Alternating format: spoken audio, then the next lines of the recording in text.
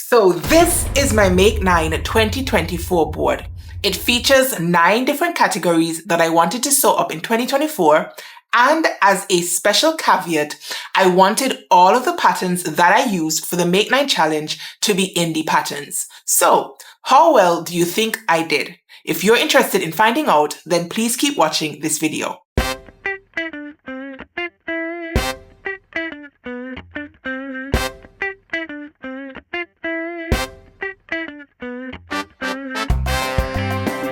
Right, you guys, so for my Make 9 2024 board, I opted to do categories instead of specific projects. Now, if you didn't know, your girl gets bored super easy. And I knew if I chose a particular project, the likelihood is I would not be able to successfully complete my Make 9 because I would start off being very excited about a project. Then midway through the year, I would have a complete 360 and no longer be interested in the project. So I figured my best chance of success meant choosing 9 categories instead of nailing myself down to specific patterns. Now for the categories, I chose Selfless Sew, a blazer or bomber, a button-down shirt, a skirt. I had a slot for creative liberty, a bag, something using a knit fabric, a dress, and a blouse. So how well did your girl actually do using this format for Make 9 2024? So let's kickstart things off with make number 1, and that was the Selfless Sew. Now back in January, my brother wanted a shirt. He was going to do a photo shoot with his girlfriend and they wanted to wear this matching Ankara material. Now she already had her dress, but he needed a shirt and he asked me if I would be willing to make one for him. Pause. You guys, I really don't like sewing for other people. But my brother is very near and dear to me. I love him to bits, even though he went and bought my kids noisy gifts for Christmas. At the beginning of the year, I didn't know he would do that. So the love was shining bright in January and I went head first straight into this project and I made him up the Mimi G Gosling shirt. Now I'll pop a photo in right here so you can see him in the shirt, but I'll tell you, I wanted to nick that shirt from his wardrobe once I finished making it up. And I actually managed to get a photograph or 2 of me in his shirt. Now, if I had my way, that shirt probably would have ended up in my closet, but he was very adamant that I made a shirt for him and it is his, and so I don't have the shirt. Womp, womp, womp. I did enjoy making this shirt. It's not a very size inclusive pattern. It was one of Mimi G's older patterns, but I do think it's a really good shirt and I think I actually have a full review here of it on the channel. So I'll pop the link in right here, and if you're interested in more details, then you can head on over to that video after watching this one, of course. Now the second thing I wanted to make was a blazer or bomber. And funnily enough, you guys, I actually made both of these garments. Towards the latter part of the year, I wanted to have a slow down project. And I finally decided to give the Closet Core Jessica blazer a go. My God, you guys, that was a very intensive sew. It took me, I think, about 2 weeks from start to finish to get my blazer done. I did have to go ahead and print off all of the pieces and then assemble the PDF. And obviously your girl went ahead and made quite a few fit adjustments. Now I did promise to do a full review of the Jessica blazer here on the channel. I have not yet gotten around to it. The last couple of months have just been crazy, you guys. And hopefully early on in the new year, I will be able to do a full review of the Jessica blazer. Now I did use the C-cup option and I'm really glad that the Jessica blazer does have cup options. That meant one less adjustment that I needed to figure out. So I did use the C-cup and I made a couple of my standard adjustments. If I can remember off the top of my head, I had to go ahead and raise the waistline, I think by a ½ inch or so. I did do my sloping shoulder adjustment. I did my sway back adjustment, and I'm sure there are probably 1 or 2 other tweaks that I did make in between. I just can't remember every single thing that I did. Now I chose to make my Jessica blazer using a Minerva fabric, and so I do owe Minerva a full blog post for this make, and that too will go live sometime in the new year.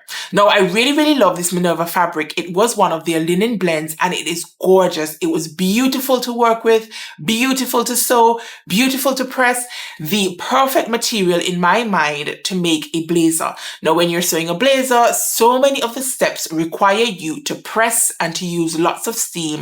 And I just thought that this fabric responded quite nicely to the steaming. Now, if you want to go ahead and grab some of this fabric, I'll go ahead and leave my Minerva Ambassador code on the screen so you can run on over and save yourself 10% off this fabric or any other Minerva fabrics you might have your eyes on. Now, in addition to making a blazer, your girl also went ahead and made a bomber jacket. A little bit ambitious, right? But the Black Sewing Network had teamed up with Chicago Sews to celebrate 2 years, I think it was, of Black Sewing Network. And they had 2 challenges running on Instagram, one of which was to sew up a bomber. Now, I wanted to get involved in this challenge, and I thought it would be the perfect opportunity to finally sew myself my very first bomber. Now, you guys, I started making my bomber. I did go for the itch to stitch causeway bomber jacket, and again, this one also came with cup sizes, so that eliminated a little bit of the stress for your girl. And I'm really happy with how my bomber turned out, but Jesus, it took way too long. So let me explain. I started off the bomber and I was able to construct the main bomber as well as the secondary bomber that would serve as the reversible side. But guess what, you guys? In true Kris fashion, I did not have all the notions I needed for this bomber in my stash. Now, at the time, I was also doing the whole 30 fabrics challenge being hosted over on Instagram by Pink Mimosa by Jacinta. And that meant I was not allowed to purchase notions before I finished sewing up 30 yards of fabric. Now, I think I had completed the 30 yards of fabric because your girl started off really chugging along with that challenge, but then I kind of fell off in the end because I had to go ahead and buy myself a reversible zipper. That meant I had to order it online, and it took a year and a day to get to me here on the island. So by the time I actually received the zipper for my bomber, the challenge was already closed. So I missed out on getting an entry in for the Black Sewing Network Turns 2 challenge. Ugh. I was so disappointed. It is just one of the frustrations of living on this tiny island, not being able to readily get my hands on the things that I might need quite last minute if I do say so myself. Notwithstanding, my bomber jacket is now complete. I have not yet been able to take photographs of it, so I'm going to grab it off of my rack so that I can show you what it looks like. So just a sec. Right, so here she is. This is my finished bomber, and as I said, I made it reversible. So I went ahead and used this Ankara fabric on the inside. I actually got this fabric from a freak clothing store online. And then for my main jacket, I used this stretch cotton sateen that I actually picked up on one of my fabric hauls in Barbados. Now, I did go to Barbados twice this year, and on both occasions, I was able to grab myself some fabric. So if you're interested in seeing all of the good fabrics that I was able to pick up, I'll drop the videos in one here and then one here so you can run on over and check those out. But you guys, this bomber is so good. I really like it. And I'm happy that I went with black and white. I do have a thing for black and white fabrics. As much as I love color, there is something about a black and white fabric that almost always calls out to me. So I did have both of these in my stash, as well as this third black and white fabric. This is a rib knit, and I've recently made a dress using this rib knit fabric, but I'll tell you more about that dress in my sewing recap for 2024. Now, this was the zipper that I was able to put in. It does have gold teeth, and as I said, it is reversible, so that means I can close my jacket from this side, or I can flip it to this side and rock my bomber this way as well. Now, my bomber has been completed, and I have actually worn it out one time. We went out to see Christmas lights for Vlogmas 2024, and it was a little bit chilly that night, and so I put my bomber jacket on, but it still has so many loose threads to go ahead and clip. Now, in my mind, we were only going for a drive. It was night, nobody would see, but I really do need to take some time to go back in and just clean up all of these little pieces of thread sticking out of my bomber jacket. But this was category number 2. So that one is also a success. Your girl did both a blazer and a bomber. Even though at the beginning of the year, I contemplated making one or the other. So kudos to me. I get double points for slot number 2. Now my third slot on my Make 9 board was a button-down shirt. I have a thing for button-downs as well. I find that they work well with my aesthetic, and because your girl doesn't really go out much other than to work and to church, a button-down means that I can get away with wearing it to the office. Now, of course, if I happen to be going somewhere else, I'm sure I can style my button-downs differently, but trust me when I say I have worn this button-down shirt both to the office and also out to have some fun. Now, I went for the XoXo's Cynthia button-down shirt. Now, I like XoXo's. I like their designs. I feel like they're very on trend, but I'm always discouraged from purchasing XoXo's patterns because of the sizing issue. Now, you have to purchase most of their patterns using just one size. I think on their Etsy shop, there are a couple of the patterns that you can get the size range in. But for the most part on their website, you have to select a particular size. Now, I do like that they provide 4 different heights, and that means those of us who are a little bit taller than average, like your girl, can choose the height band that best relates to my height.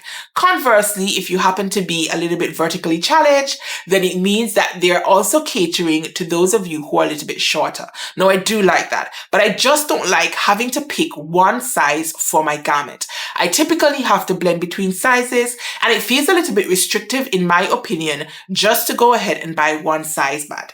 In any event, that being said, your girl did go ahead and purchase the Cynthia shirt.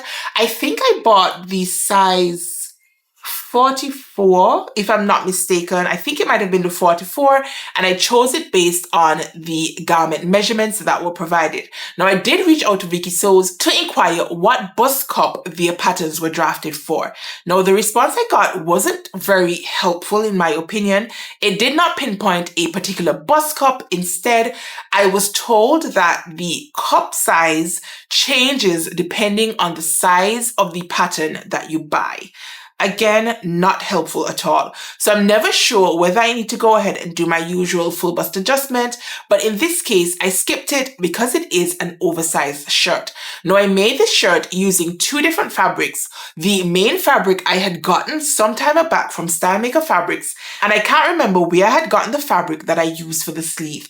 But I do have a full pattern review of the Cynthia shirt here on the channel, so I'll pop it in right here in case you want to check that one out. Now, I told you that I have worn this shirt to the office, and I also actually wore this shirt as a swimsuit cover-up. I had gone on a boat ride, and although I had worn a ready-to-wear swimsuit, I was able to use this long flowy shirt as my swimsuit cover-up, and I thought it was such a cute look. So I'll pop a picture in right here so you guys can see how sexy your girl was looking on this boat wearing a swimsuit and my button-down shirt as my swimsuit cover-up. So, item number 3, check. Moving on, let's talk about item number 4. So item number 4 was a skirt. I chose to make the Love Notions Caprice skirt because 1, I am a Love Notions ambassador. That means if you use my code, which at the moment is BLK45, you can save yourself 10% off any Love Notions patterns. But I really like the Caprice skirt. When it came out for testing, I had applied to test it as an ambassador. I do get testing opportunities, but unfortunately, I was not chosen to test this pattern. But I was given early access to the pattern in time for release. Now, I had bought a piece of fabric on one of those fabric hauls in Barbados, and I loved this fabric. And I couldn't decide whether I wanted to make a button-down shirt with this fabric or whether I wanted to make a skirt. I did put up a poll over on Instagram, and I think I also put it here on YouTube, and the majority of the votes was to make a skirt.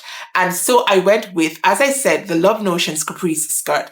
Now, the Caprice skirt comes with many different options. As usual, Love Notions patterns tend to have lots of options, and they are very size inclusive. Their sizing ranges from an extra small up to a 5XL, and they also have bust cup options for those patterns that require them. Obviously, this is a skirt. It doesn't require a full bust option, but I think that's useful information for you to bear in mind in case you are considering picking up any of the Love Notions patterns. Right, so I went, what version did I make? I think it might have been View A of the caprice skirt, but I did omit the button placket. Now it is a faux button placket, and I just didn't think I had suitable buttons in my stash to really work with my fabric choice. So I just left off the button placket, and I'm really happy with how my skirt turned out. It's very, very swishy and floaty. I have worn it to church a couple of times, and I just think it's a really good basic skirt that really packs a punch. I do have a full review here on the channel. You can go ahead and follow this link to check that one out as well. So box number 4, check. Moving on, space number 5 was a creative liberty space. Now I felt like I needed to have this wildcard space just to allow my creative juices to flow throughout the year, and again, so that I did not feel so restricted doing this challenge. Now for my creative liberty spot, I decided to sew up the Friday Pattern Company saguaro trousers. Now, if you have been following me on Instagram this year, you would have recognized during the middle part of the year, I had really sunk into working on pattern adjustments for pant fitting. Now, you guys, I have tried to fit pants previously. I think I have for the last 3 or 4 years. And every time I tried, regrettably, I just felt like I kept on failing. I just could not nail a good pant fit for my body. That all changed this year. I was able to get a little bit of help from Michelle of Winnie Michelle over on Instagram, and she really enlightened me with a couple of things. 1, that the crotch depth, and 2, that the crotch length are the 2 most important measurements that you need for your pant journey. So I worked along with her, and I tried to put all of the things that she shared with me into practice. And so I did sew up a couple of toiles, and I documented the process over on Instagram. So if you're curious, you can go to my Instagram feed in the Reels section, and you will be able to see the process of attaining a decent fitting pair of trousers. Do I think I've got it correct 100%? Definitely not. They're definitely not perfect, but I feel a lot more comfortable and confident with a starting block in terms of pant fitting. And so I ended up making these saguaro trousers not once, but twice. And the one I'm going to talk to you about today is actually the second iteration. The first one, I just kind of regard that as my wearable toile, and so I'm going to spill the deets on the second iteration. Now for the second iteration, I did make it up as part of the So Precious Fabrics Challenge being hosted by Whitney of Tomcat Stitchery. Now when she invited me to participate in this challenge, I knew that I could give it a go because I had so many precious pieces of fabric in my stash that for one reason or the other, I had not yet cut into. Again, there is a full video here on the channel, which you can check out right here and get all of the details on the challenge and on my make. As I said, I made the saguaro trousers, and I used this gorgeous fabric that was gifted to me by my girl Carol of XoXo Sews over on Instagram. Now, once I had made up my saguaro trousers, I did go ahead and make a matching shirt using the band camp shirt pattern, and I ended up going with a sort of pajama aesthetic, which I ended up really embracing. Now, I can wear those 2 pieces together, or I can wear them separately, and to be honest, I'm probably more likely to rock the pieces separately. I have worn the shirt quite a few times, the trousers once or twice, but I think I need to figure out more tops so that I can work that one into more regular rotation.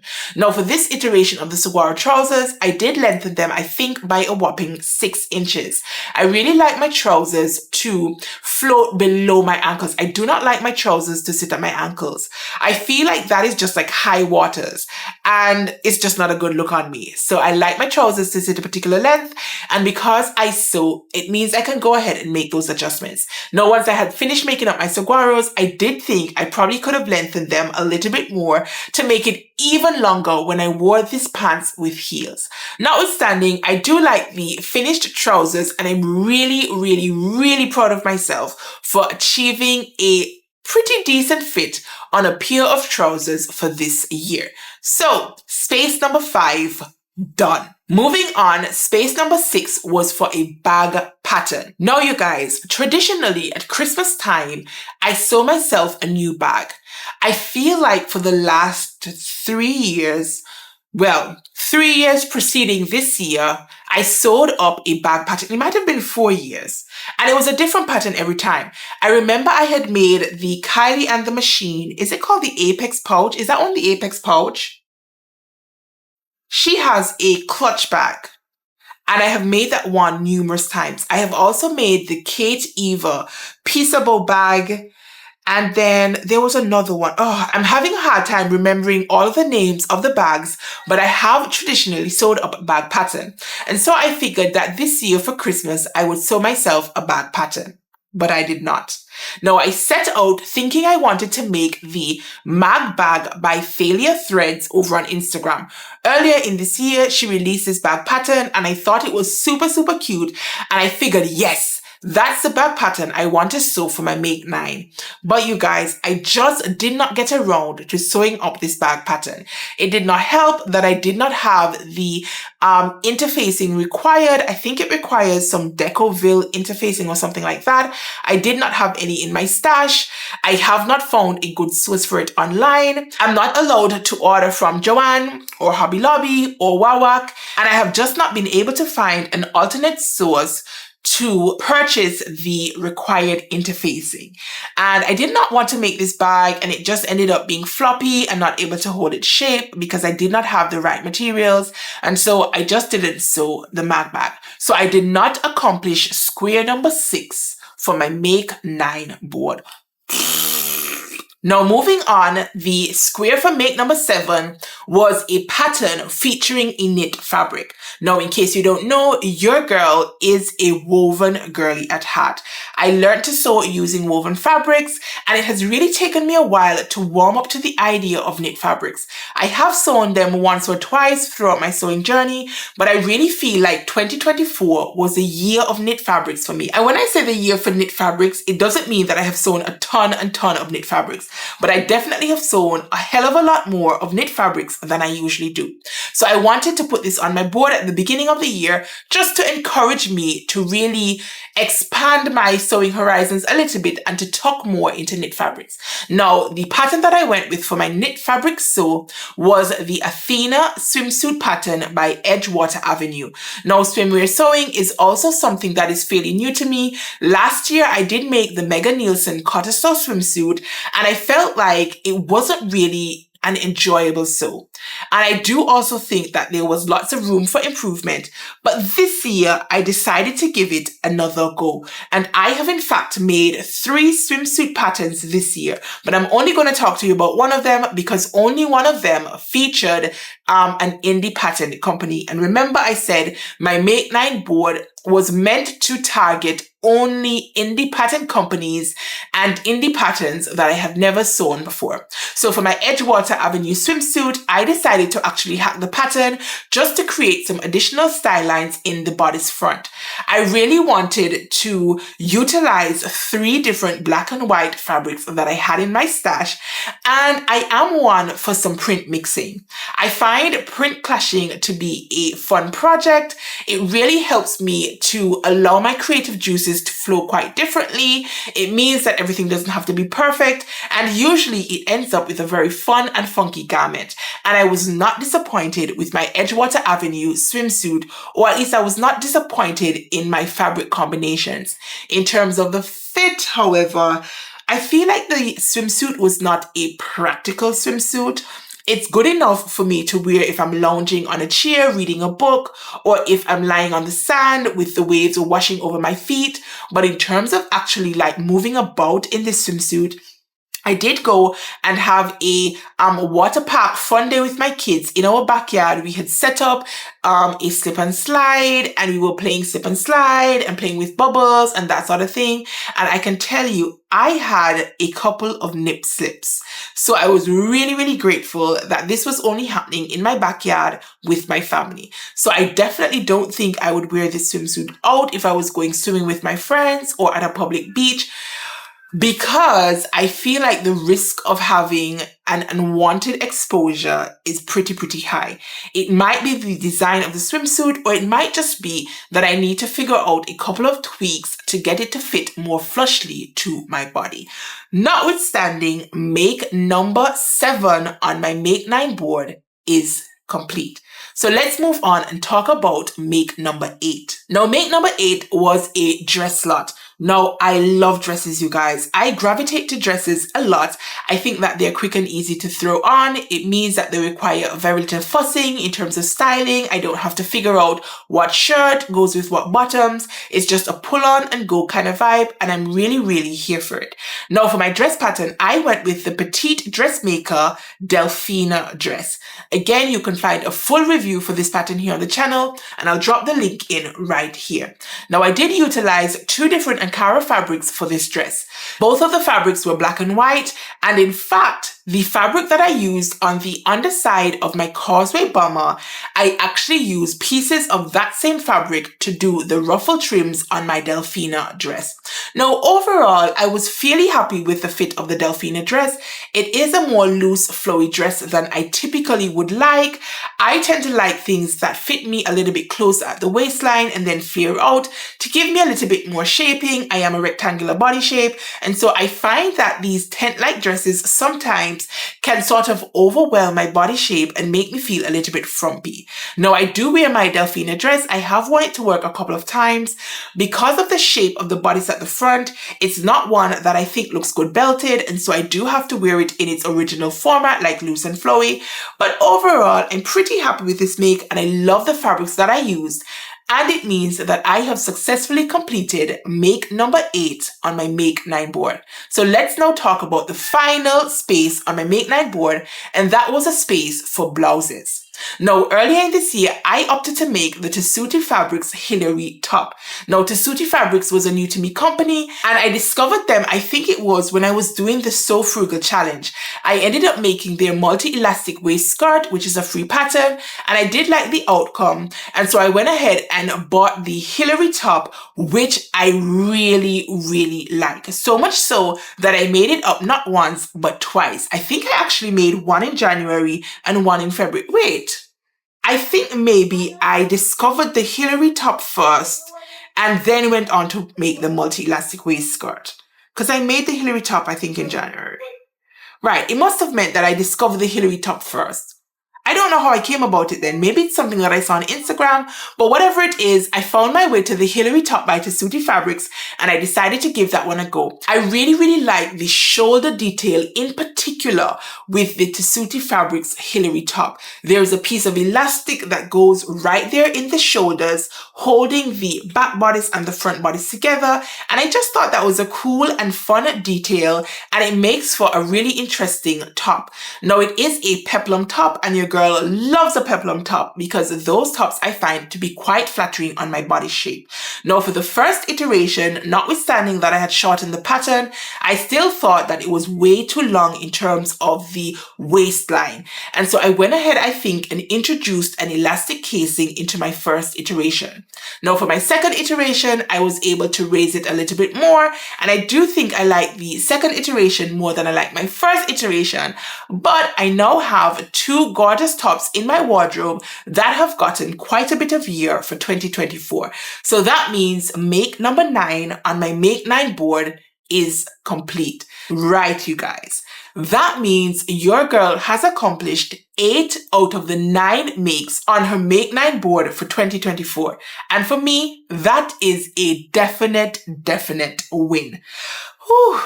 Now, if my maths is correct, 8 out of 9 means that I got an 89% or so completion rate on my make 9 board. And that, I think, is an A. So I got an A on my make 9 board, and I'll definitely take it. Now, I haven't decided quite yet if I'm going to do make 9 for 2025. In my mind, I feel like I want 2025 to be my soft year, you guys. This year had lots of ups and downs, lots of internal battles and struggles, and I feel like next year I just want to have a soft year. Soft in my general life and soft in my sewing life. And so I'm not sure if I want to go ahead and plan out any makes per se for 2025. Notwithstanding that the way I approached the Make 9 board for 2024 meant that I still had a lot of flexibility. For 2025, I don't even know if I want to do that, to be honest. Once I make up my mind though, I'll definitely come back here on the channel and give you guys an idea of how I'm going to approach my sewing for 2025. Now, you guys, did you do a Make 9 board for 2024? If you did, what was the approach that you took? Did you do categories? Did you choose 9 fabrics? Did you choose 9 skills and techniques that you wanted to focus on? Or did you go for a more traditional approach and selected your 9 patterns at the beginning of 2024? Whatever way you decided to do it, let me know in the comment section down below how you managed to get on with your Make 9 2024 board. And also let me know whether you'll be doing a Make 9 challenge for 2025. Now that's a wrap on my Make 9 challenge. I will be back in my next video to share with you everything that I made for 2024. And you guys, I made a lot of stuff. I really am surprised with how many items I ended up making. So be sure, if you're not yet subscribed, to subscribe to the channel and turn your notifications on so you do not miss when that video drops here on the channel. Until then, you guys, stay calm, stay cool, stay safe, and absolutely keep sewing. Peace.